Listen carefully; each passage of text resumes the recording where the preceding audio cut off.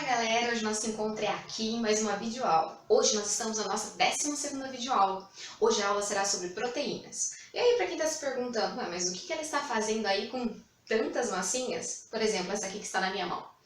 Hoje vocês vão ter aula teórica e também vão ter um pouquinho aí sobre como é que as proteínas elas podem ser inibidas.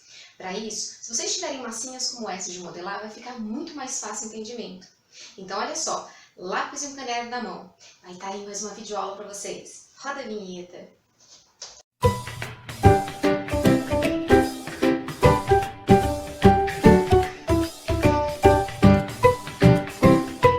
Voltando aqui para o nosso estúdio de gravação, vamos entender aí o que é o termo proteína. Proteína vem de proeminente, que é muito importante. Pra vocês terem uma ideia, 50% da nossa massa orgânica aí é proteína. E está em torno aí de 17% aí do nosso peso corporal aí, que o indivíduo aí magro, dito como magro, é constituído também por proteína. Pra vocês terem uma ideia também, proteína aí forma os hormônios, os anticorpos que nos defendem aí contra substâncias estranhas. Além disso, funciona aí como motores. Esses motores seriam a quitina e miosina para a nossa contração muscular. A proteína aí forma o nosso cabelo, a unha, ou mesmo aí a pele que nos reveste, porque ela é estrutural.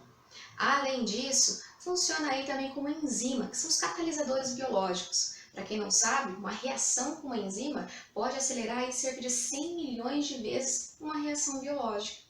Para vocês verem aí a quantidade de funções que uma enzima, ou mesmo aí um hormônio, ou então mesmo um anticorpo. Olha só quanta coisa aí uma proteína pode fazer. Então a proteína é dita como trabalhador do nosso corpo. Então, mas como que eu formo uma proteína? Proteína é polímero de aminoácido. E para vocês entenderem o que é um polímero de aminoácido, vamos partir do princípio aí o que é um aminoácido. Coloquem lá, aminoácido.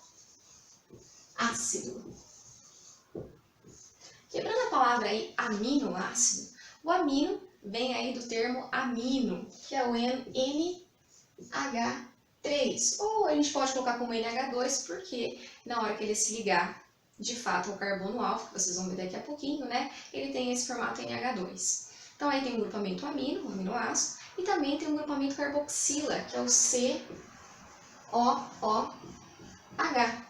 Então, se eu for colocar um aminoácido na sua forma estrutural, nós teremos um carbono alfa, que é o carbono central, vai estar ligado a um grupamento carboxila, vai estar ligado a um grupamento amino, vai estar ligado a um hidrogênio e a um grupo lateral. Esse grupo lateral que vai diferenciar os 20 tipos aí de aminoácidos que nós temos. Os aminoácidos, eles podem ser classificados como essenciais e não essenciais. Os não essenciais, nós mesmos produzimos. Já os essenciais, temos que obter lá da dieta. Mas isso não quer dizer não que os essenciais são mais importantes. Só quer dizer que nós temos que obter a partir dos alimentos. Mas deixa disso. Vamos começar agora a aprender como que se forma uma proteína. Para aprender a formar uma proteína, vamos lá do início, formar um dipeptídeo. O que seria isso? Para começar a formar uma proteína, tem que existir uma ligação covalente, que é do tipo ligação peptídica, onde acontece uma síntese por desidratação. Vamos pegar dois exemplos, um que é a glicina e outro que é a alanina. Vamos lá?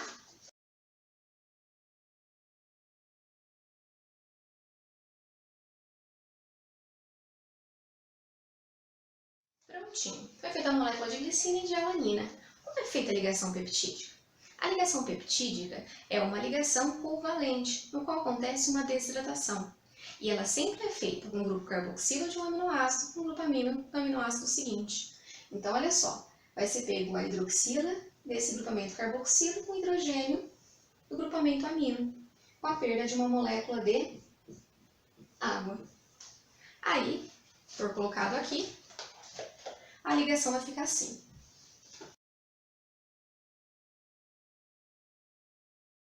Então percebam aqui, ó, aonde aconteceu a perda de uma molécula de água, porque aqui fica mais uma molécula de água na reação, uma síntese por desidratação, é chamado de ligação peptídica.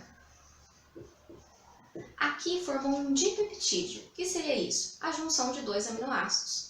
Se juntasse aí mais um aminoácido, esse dipeptídeo, formaria um tripeptídeo. Do tri formaria um tetrapeptídeo e de vários aí aminoácidos juntos nessa cadeia, formaria-se aí no caso um polipeptídeo. Independente aí da quantidade de aminoácidos que tiver, ela é chamada aí como um peptídeo aí, estrutural. Na verdade, ela só é chamada proteína mesmo se ela tiver mais de 50 aminoácidos nessa cadeia e se ela for funcional, não somente estrutural. Para vocês entenderem melhor isso, é bom que vocês saibam aí sobre os tipos de estrutura proteica. No caso, primária, secundária, terciária e quaternária, porque é a maneira como esses aminoácidos vão se organizar. Vamos lá ver? No caso aí agora das estruturas, já tenho aí uma sequência com mais de 50 aminoácidos e agora então vamos determinar as estruturas da proteína. Então se eu tiver aí uma cadeia linear de aminoácidos, como essa daqui, ó, então tem uma cadeia linear de aminoácidos, né, ligado pela ligação covalente aí peptídica. Essa estrutura ela é chamada de estrutura proteica aí primária. Acompanha aí nesse esqueminha que eu fiz com as massinhas, é bem interessante.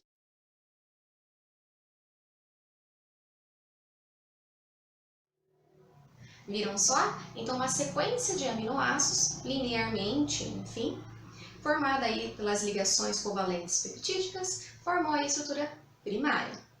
Essa estrutura primária é determinada geneticamente. Para vocês terem uma ideia, se eu trocar um aminoácido, como por exemplo aí a valina, por glutamato, eu posso causar efeitos devastadores no meu organismo. Um exemplo seria aí a anemia falciforme, no qual a valina, que ela é aí no caso um aminoácido do tipo aí polar, é trocado pelo glutamato, que é apolar. E o que isso pode resultar?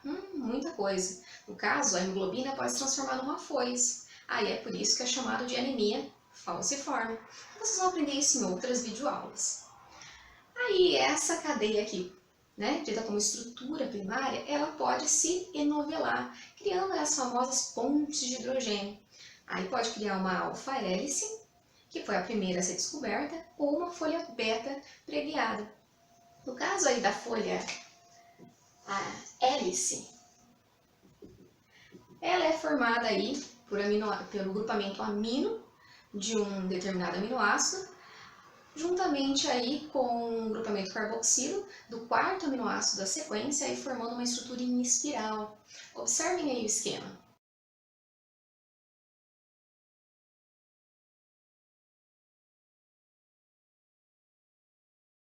Mas aí, além das alfa-hélices, nós temos também a folha beta preguiada. A folha beta preguiada é formada por pontos de hidrogênios lateralmente. Então, aqui nesse caso, nós temos como exemplo a estrutura secundária. Agora, supondo que eu vou pegar essa estrutura e vou formar uma massa mais ainda, formar uma estrutura tridimensional, né? Eu vou criar mais ligações. Só que essas ligações não vão ser só pontos de hidrogênio, não. Eu vou formar interações hidrofóbicas, pontes de sulfeto. Ponte de sulfeto também é uma ligação covalente, forças de Van der Waals. Essa estrutura aí tridimensional, ela vai me dar aí uma outra conformação, que seriam as proteínas fibrosas e as proteínas globulares. Para vocês terem uma ideia, as proteínas fibrosas, elas são insolúveis. Um exemplo delas seriam as proteínas motoras, como a actina e a miosina, né, que nos dá a contração, a queratina, né, do nosso cabelo, colágeno da pele. Esses são uns exemplos aí das proteínas fibrosas. Já as globulares já são proteínas mais ou menos aí solúveis. Eu tenho aí como exemplo hormônios como a insulina. Temos também aí como exemplo as enzimas, que são os catalisadores biológicos. Então aí a conformação tridimensional me dá a estrutura terciária. Já a estrutura aí, né, dada como a terciária, vocês também podem representar aí como a estrutura secundária, através dessas massinhas. Observem esse esquema aí que eu mostro para vocês.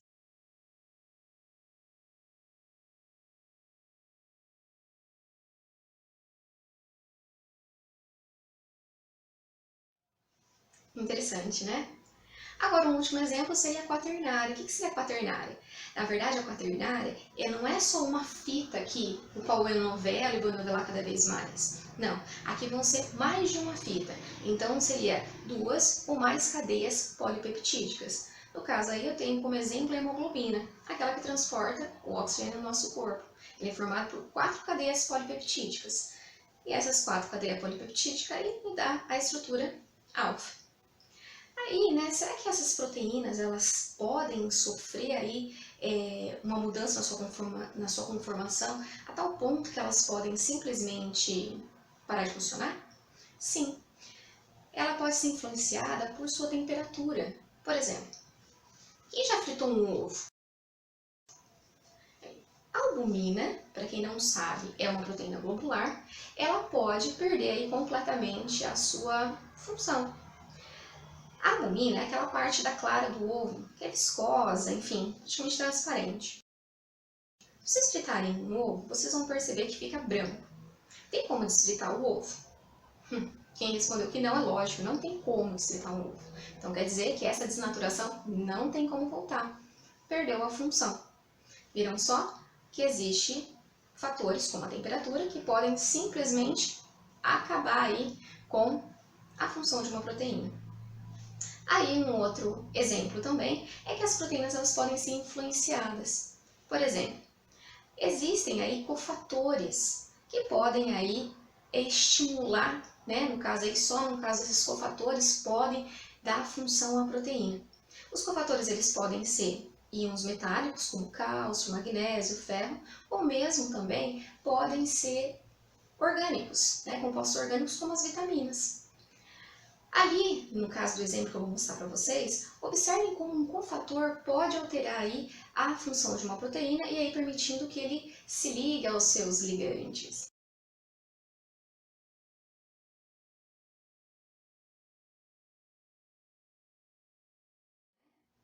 Viram só? Mas não é somente um cofator que pode influenciar, né, a atividade de uma proteína. Outro fator também são aqueles fatores alostéricos, que são moduladores que agem à distância, permitindo então que essas proteínas criem sítios para um ligante. Olhem só.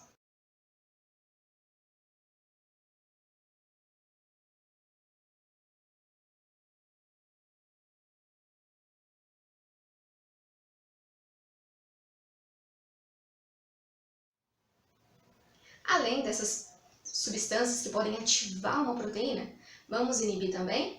Podemos inibir aí com uma substância muito semelhante ao ligante a uma proteína. Aí nesse caso aí, vocês percebem nesse esquema.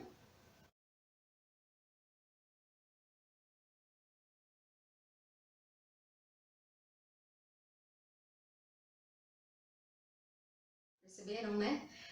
Aí nesse caso aí, o ligante não pôde interagir com a sua proteína porque existe uma substância semelhante a esse ligante que o impediu de interagir com a proteína. Mais um exemplo seria aí uma outra substância, um inibidor alostérico, que não se liga diretamente no sítio da proteína, mas a uma estrutura distante e aí deforma essa proteína de tal forma que ela não consegue se ligar, né, ao seu ligante. Olhem só nesse esquema.